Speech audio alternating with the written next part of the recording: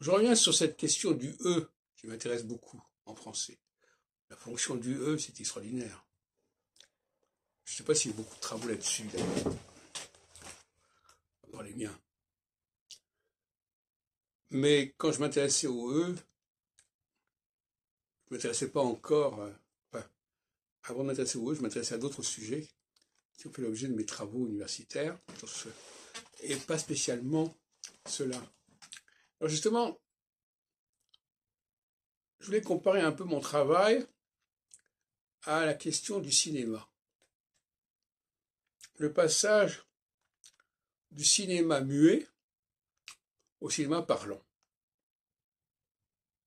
qui est aussi quelque part le passage de l'écrit à l'oral.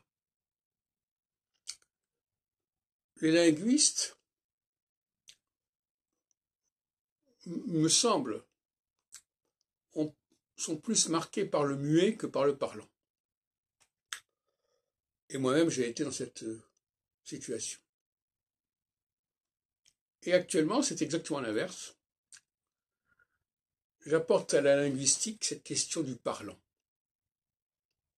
La langue française ne se comprend pas, on ne comprend pas son impact si on la situe uniquement dans le muet, c'est-à-dire dans l'écrit.